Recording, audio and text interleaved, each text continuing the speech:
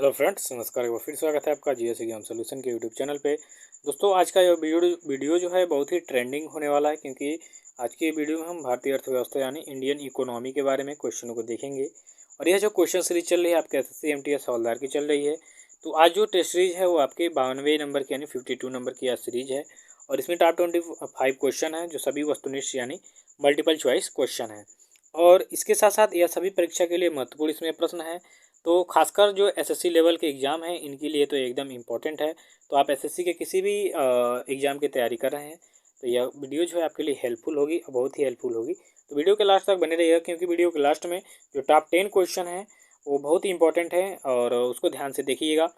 और चैनल को सब्सक्राइब कर दीजिएगा। वीडियो अच्छी लगी तो लाइक करिएगा, कमेंट कर दीजिएगा और शेयर करिएगा। अगर जो आप में से किसी भी दोस्त को मेरे फ्री में पीडीएफ चाहिए मेरे सभी क्वेश्चन टेस्ट सीरीज का, तो 73 94 95 39 और 49 वाले नंबर पे आप क्या कर सकते हैं, मैसेज कर सकते हैं। हाई करके अपना नाम लिखना है और बता देना है कि हाँ भाई एसएससी एमटीएस के लिए हमें चाहिए पीडीएफ। ठीक है, तो मैं इसके लिए आपको अवेलेबल करा दूंगा। ठीक है, तो ये एक बार देख लीजिए, 73 94 95 39 49 ये व्हाट्सअप नंबर है। इस पर आप हाई करके और अपना पूरा नाम लिख के हमें मैसेज कर सकते हैं, आपको फ्री में पीडीएफ मिल जाएगी। चलिए आज के प्रश्नों को देखेंगे।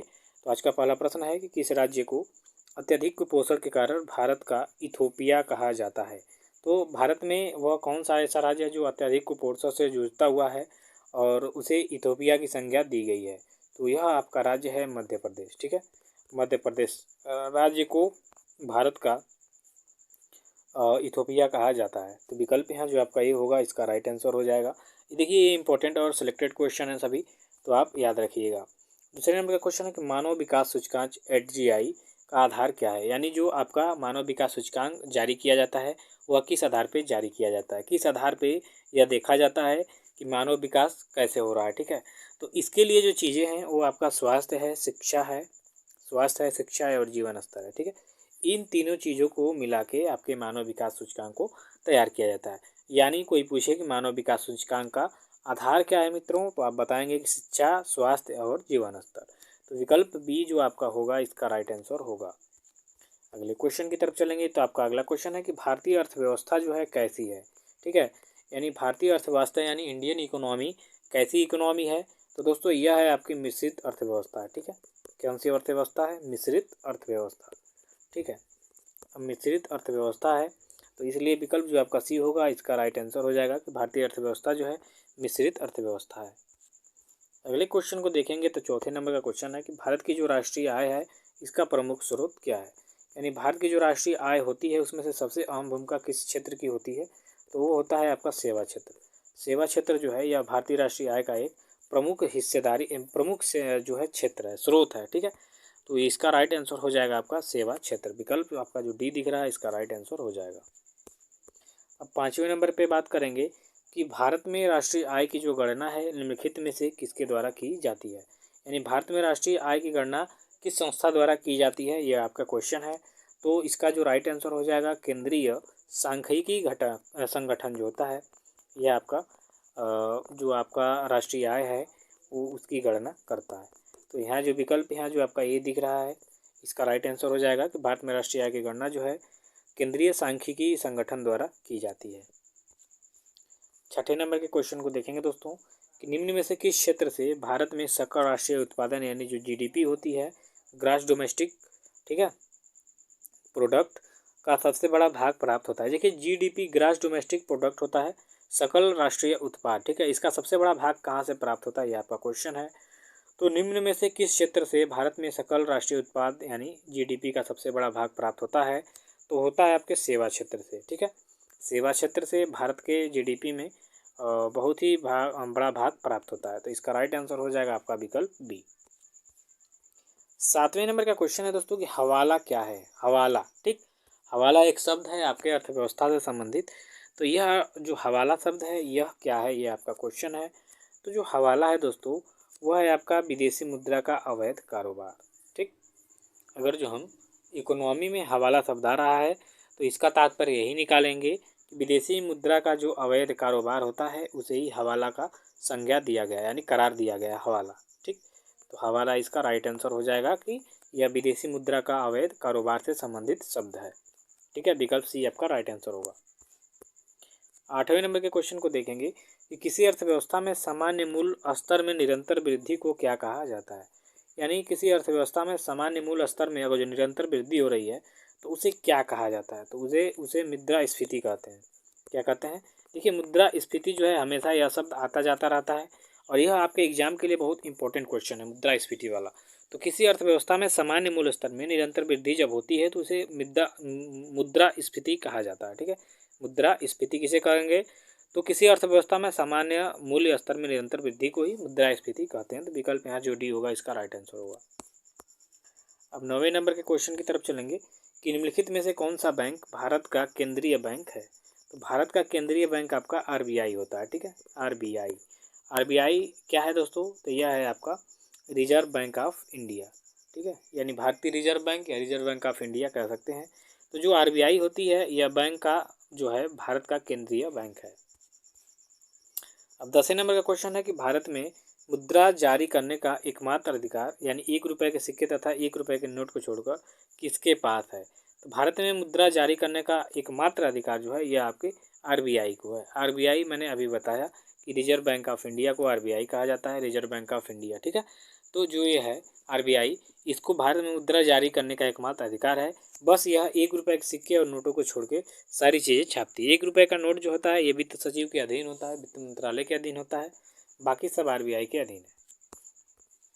अगला क्वेश्चन आ ही गया कि रुपये 1 के नोट पर किसके हस्ताक्षर होते हैं। यानी 1 रुपये का जो नोट होता है दोस्तों उस पर किसका हस्ताक्षर होता है, तो होता है वित्त मंत्रालय के सचिव का। ठीक, तो वित्त मंत्रालय के सचिव, इसका राइट आंसर हो जाएगा आपका विकल्प सी कि 1 रुपये के नोट पे जो है वित्त मंत्रालय के सचिव का हस्ताक्षर होता है।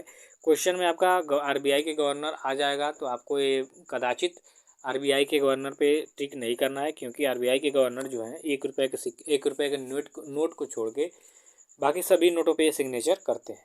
बस 1 रुपये के नोट पे इनका सिग्नेचर नहीं होता है। अब ऐसे ही अगले क्वेश्चन की तरफ चलेंगे। 12 नंबर के क्वेश्चन में है कि रानी की बावड़ी की आकृति निम्नलिखित में से किस करेंसी नोट पर मौजूद है। तो रानी की बावड़ी वाली जो फोटो युक्त तो नोट है वह आपकी 100 की नोट है। ठीक है, 100 रुपये की नोट पे आपके रानी की बावड़ी का चित्र अंकित है। तो विकल्प यहाँ जो आपका डी होगा इसका राइट आंसर हो जाएगा। 13वें नंबर का क्वेश्चन है मित्रों, भारत सरकार ने नोटबंदी की जो घोषणा की थी कब की थी। यानी नरेंद्र मोदी ने नोटबंदी की भारत में कब घोषणा की थी दोस्तों, तो वह किए थे 8 नवंबर 2016 को। ठीक, तो इसका राइट आंसर हो जाएगा 8 नवंबर 2016। भारत सरकार ने नोटबंदी की जो घोषणा की थी वो की थी आपके 8 नवंबर 2016 को। अब 14वें नंबर के क्वेश्चन है कि पहली औद्योगिक क्रांति जो है किस देश में हुई थी। भारत में विश्व में पहली जो औद्योगिक क्रांति हुई थी दोस्तों वो आपके इंग्लैंड से स्टार्ट हुई थी। तो इसका राइट आंसर हो जाएगा विकल्प आपका बी, इंग्लैंड। पहली औद्योगिक क्रांति जो है इंग्लैंड देश से स्टार्ट हुई थी। 15वें नंबर का क्वेश्चन है दोस्तों कि बोकारो स्टील प्लांट जो है किस देश के सहयोग से स्थापित किया गया है। बोकारो जो स्टील प्लांट भारत में स्थित है वह किस देश के सहयोग से स्थापित किया गया है दोस्तों, तो वह आपके रूस देश के सहयोग से स्थापित किया गया है। तो विकल्प जो आपका सी होगा इसका राइट आंसर हो जाएगा बोकारो स्टील प्लांट। 16 नंबर का क्वेश्चन है कि भारत में हरित क्रांति का सर्वाधिक प्रभाव किस फसल पर पड़ा। तो भारत में हरित क्रांति का जो सर्वाधिक प्रभाव है वह गेहूं के फसल पे पड़ा था। गेहूं का उत्पादन भी बहुत ज़्यादा हुआ था। क्यों? क्योंकि देखिए हमें हरित क्रांति से पहले जो है भारत आज़ाद होने के बाद जो है अमेरिका वहाँ से गेहूं हमारे यहाँ आता था, यानी गेहूं निर्यात करता था अमेरिका भारत को। तो धमकी भी दी थी कि भाई अगर जो पाकिस्तान के युद्ध में कि तुम पाकिस्तान से युद्ध करोगे तो हम गेहूं नहीं देंगे। तो इसके उपलक्ष्य में धीरे धीरे गेहूं के उत्पादन में बहुत ज़्यादा वृद्धि की गई हरित क्रांति की वजह से। 17 नंबर का क्वेश्चन है कि किसान क्रेडिट कार्ड योजना जो है किस वर्ष शुरू की गई थी। तो किसान क्रेडिट कार्ड योजना जो है 1998 में स्टार्ट की गई थी। तो इसका राइट आंसर हो जाएगा विकल्प आपका ए। ठीक है मित्रों, चलिए 18 नंबर का क्वेश्चन है कि भारत में सामान और सेवा कर यानी जीएसटी, गुड्स सर्विस टैक्स कब शुरू किया गया था। तो सामान और सेवा कर यानी गुड्स सर्विस टैक्स जो है यह आपका 1 जुलाई 2017 को स्टार्ट किया गया था। 1 जुलाई 2017। ठीक है, तो इसका राइट आंसर हो जाएगा विकल्प बी, सामान और सेवा कर, यानी वस्तु सामान यहाँ या वस्तु कर सकते हैं, वस्तु और सेवा कर, ठीक। यानी जीएसटी जो होता है इसकी शुरुआत हुई थी आपकी भारत में 1 जुलाई 2017 को। अगला क्वेश्चन है कि वस्तु और यानी सेवा और वस्तु और सेवा कर यानी जीएसटी लागू करने वाला पहला देश कौन था। देखिए भारत में तो 1 जुलाई 2017 को लागू हुआ, लेकिन जो विश्व की बात करें तो विश्व में जो है आपका, देखिए यहाँ पे फ्रांस होना चाहिए, कनाडा हो गया है, ठीक। आपका फ्रांस देश जो है यहाँ पे सबसे पहले जो है जीएसटी लागू किया गया था। तो विकल्प यहाँ जो आपका सी, यानी सी में हम फ्रांस कर रहे हैं विकल्प में, तो फ्रांस इसका राइट आंसर होगा, ठीक है। चलिए याद रखिए दोस्तों कि जीएसटी जो है सबसे पहले फ्रांस में लागू हुआ था। अगले है 20वें नंबर के क्वेश्चन में कि प्रथम पंचवर्षीय योजना को किस क्षेत्र में प्रमुखता दी गई थी। यानी जो प्रथम पंचवर्षीय योजना थी 1951 से 56 के बीच, इसमें जो है किस क्षेत्र को सबसे ज़्यादा प्रमुखता दी गई थी, तो वो आपका क्षेत्र था कृषि क्षेत्र। कृषि क्षेत्र को जो है प्रथम पंचवर्षीय योजना में ज़्यादा ही प्रमुखता दी गई थी।